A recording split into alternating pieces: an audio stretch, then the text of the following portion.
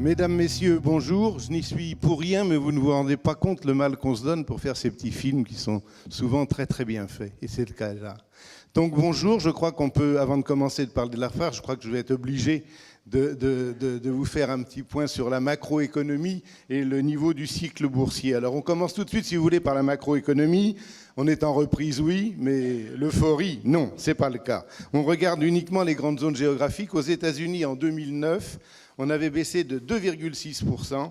Là, en 2010, croissance de 2,8% et on attend que 2,2% pour 2011. Vous voyez, on rebaisse un petit peu aux États-Unis. C'est une de nos inquiétudes. La zone euro, elle, on avait perdu 4,1% en 2009. On est pour l'instant en hausse moyenne de 1,6% pour 2010 et on attend un bon 1,6, 1,7 pour 2011. La Chine, alors là, c'est le rêve, plus 8,7% en 2009, 10,3% pour 2010 et on attend encore 9,3% en 2011. Alors, si on détaille l'Europe, on s'aperçoit que tout y est très différent. L'Allemagne est très forte avec une croissance 2010 de 3%. En France, nous, on est juste à la moyenne de l'Europe, un modeste plus 1,6%. Donc la croissance, oui, mais sauf en ce qui concerne la Chine et les pays émergents, une croissance molle, très molle, trop molle pour créer des emplois. Ces derniers pôles d'inquiétude que nous l'avons vu à la bourse à la fin de la semaine dernière, c'est la situation financière des pays périphériques de l'Europe, vous avez vu l'Irlande, et puis aussi les resserrements monétaires chinois de façon à lutter là-bas, eux, contre l'inflation. On a décidément des points bien différents. Le cycle boursier, lui, maintenant. Alors là, c'est plus encourageant parce qu'on est en retard. La bourse, pour moi, là, je parle pour moi, Jean-Pierre Gaillard, je ne mouille que moi. Pour moi, on est en retard parce qu'on est au-dessous du PER que nous avions avant juin 2007. Et entre-temps, les entreprises, souvent, se sont quand même très nettement améliorées. Il y a eu énormément de travail de fait.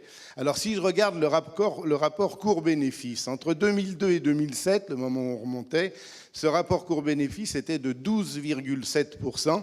Et là, contrairement à la fameuse bulle des technos, on s'en souvient, là, il n'y avait pas de bulle, puisque les cours montaient, mais en même temps que les bénéfices des entreprises. Donc 12,7% en moyenne pendant les 5 ans qui ont précédé la crise. En 2010, on va réaliser quand même 12% et on attend seulement que 10,5% pour 2011. Historiquement, c'est vraiment très peu cher. Alors les résultats des entreprises sont bons, la bourse ne suit pas, alors que l'or, l'immobilier, les matières premières sont montés à des niveaux très élevés. Ne serait-ce donc qu'en désespoir de cause, puisque la crise n'est pas terminée. Les actions sont, à mon humble avis, le meilleur placement à faire dans les 2 à 3 années qui viennent. Bien sûr, il ne faut pas...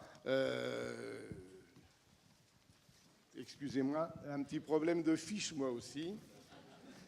Bien sûr, il ne faut pas faire n'importe quoi, il ne faut pas acheter n'importe quoi. Alors, plus que des secteurs économiques comme on faisait dans le temps, je crois qu'il faut regarder les thèmes les plus intéressants, là où il y a beaucoup d'expertise, de recherche et de développement. Les entreprises qui bénéficient de la croissance internationale, notamment dans les pays émergents. Et il faut choisir également des titres hors des secteurs où le gouvernement puiserait des ressources pour réduire les déficits, les financières ou les services publics. Les services publics qui ne sont pas libres de leur prix, vous le savez, les financières qui, même s'il y a un petit peu de ponction sur elles, ça se fera avec la bénédiction de la population. Je pense aux banques, bien évidemment. Alors, depuis le 1er janvier, où en est la bourse, après avoir perdu 15% à cause de la crise de la dette souveraine, eh bien, ma foi, on est remonté assez nettement puisque nous ne sommes plus qu'à 1,9% de baisse sur le début de l'année. Et comme je suis optimiste, j'espère bien qu'on terminera cette année 2010 en petite hausse.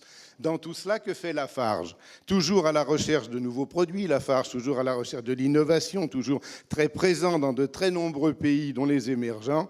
Lafarge a bien du mal à tirer son épingle du jeu, avec un plus haut de l'année à plus de 60 €, un plus bas à 35 €, pour remonter actuellement aux environs de 45 €. Alors pour nous expliquer tout cela, j'appelle M. Bruno Lafont, président directeur général du groupe Lafarge, avec qui nous allons faire le point de l'exercice 2010 et les perspectives 2011 du groupe.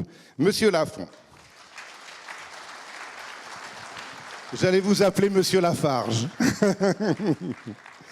Monsieur Lafont, nous sommes ici en grande majorité des actionnaires. Vous savez, ce qui nous intéresse, surtout, et c'est bien normal, ce sont les cours et les dividendes. Alors tout d'abord, le cours de Lafarge a été effectivement très, très chahuté ces derniers temps. Pourquoi? Et pourquoi ce secteur de la construction est-il plus malmené que les autres?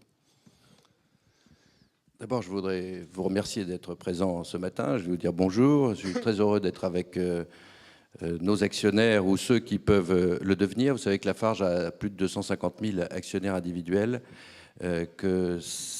en proportion de l'actionnariat du groupe, c'est à peu près 10%, et que ces 10% se sont maintenus durant la crise, alors que Lafarge, comme vous le voyez, a traversé des hauts et des bas durant la crise. Et je viens tout de suite à la question de Jean-Pierre Gaillard.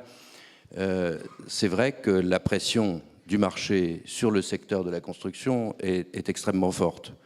Les marchés ont été très réactifs à la macroéconomie, très volatiles aussi, et ils n'ont pas favorisé les secteurs qui dépendent de l'investissement. Or, la construction, et pour la construction, il faut du ciment, il faut du béton, il faut des plaques de plâtre, elle est fortement dépendante de l'investissement. Et l'acte d'investir après la crise financière ou durant la crise financière que nous connaissons est particulièrement pénalisé.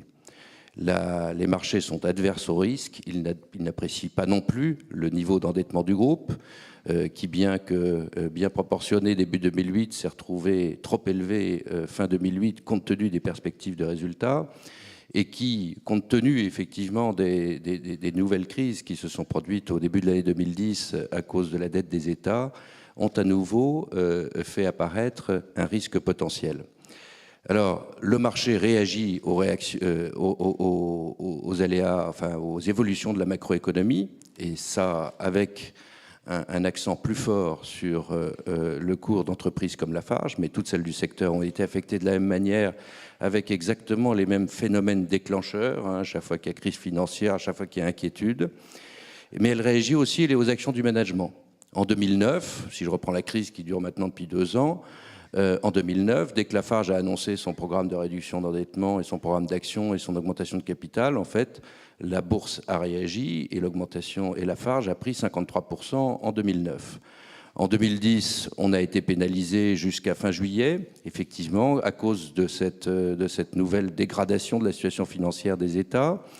Mais quand on regarde depuis fin juillet 2009, c'est-à-dire en fait depuis l'annonce de nos résultats du 2e trimestre, et ça a été confirmé par l'annonce de résultats du 3e trimestre, eh bien, le cours s'est repris et le marché reconnaît, d'une certaine manière, à sa manière bien entendu, que les résultats de Lafarge sont meilleurs que ceux de ses concurrents. Alors on se trouve dans une situation maintenant, même si, comme l'a dit Jean-Pierre Gaillard, on est toujours en crise, nos marchés dans les pays développés sont stabilisés à un niveau très bas. Nous avons comme objectif de retrouver la croissance des résultats et de réduire notre endettement. Donc je dirais que tout est en place pour que Lafarge fasse mieux et continue à faire mieux que ses concurrents. On avait attaché nos ceintures, on avait bien fait, donc, et maintenant on espère qu'on va retrouver des zones plus tranquilles. Alors, voilà pour le cours, plein d'espoir. Il nous reste à voir maintenant le problème du dividende. En 2009, malgré le résultat qui avait été divisé par 2, vous aviez maintenu le dividende à 2 €, c'est-à-dire au même niveau qu'en 2008. En 2010, qu'est-ce qu'on va faire ? Alors, il faut reprendre un petit peu l'historique. En fait, vous avez dit que le résultat avait été divisé par 2 en 2009, mais en fait, Lafarge, par anticipation, avait réduit le dividende en 2008, par anticipation de ce qui pouvait se passer en 2009. Et à ce moment-là, donc, le dividende avait été passé par 2, et nous avions demandé à ce moment-là un effort à nos actionnaires. Début 2009, nous avons demandé un nouvel effort à nos actionnaires, qui était la participation à cette augmentation de capital, qui, je crois, a été une bonne opération pour eux. Et fin 2009, nous avons simplement maintenu le dividende à 2 € par action, ce qui correspond à 2,2 € pour le dividende majoré, ce qui est un effort important de l'entreprise en faveur de ses actionnaires, à un moment où, effectivement, la crise n'était pas terminée. Alors aujourd'hui, on se trouve dans une situation où, comme l'a dit Jean-Pierre Gaillard, on est toujours en crise, ce qui nous incite à une très grande prudence, et d'ailleurs toutes nos prévisions pour le court terme, notamment sur les marchés des pays développés, c'est la prudence. Donc je pense que je serais imprudent de vous dire aujourd'hui ce qui sera fait pour le dividende 2010. Je crois que la seule chose que vous pouvez prendre en considération, c'est que Lafarge fait attention à ses actionnaires, fait attention à l'intérêt de ses actionnaires, mais bien entendu, quand au printemps ou au début de l'année 2010, nous prendrons pour la décision du dividende en compte la situation de l'entreprise, bien entendu, et l'intérêt de nos actionnaires. Et j'en profite encore une fois pour vous remercier, en tout cas tous ceux qui sont ici actionnaires de Lafarge, de votre fidélité.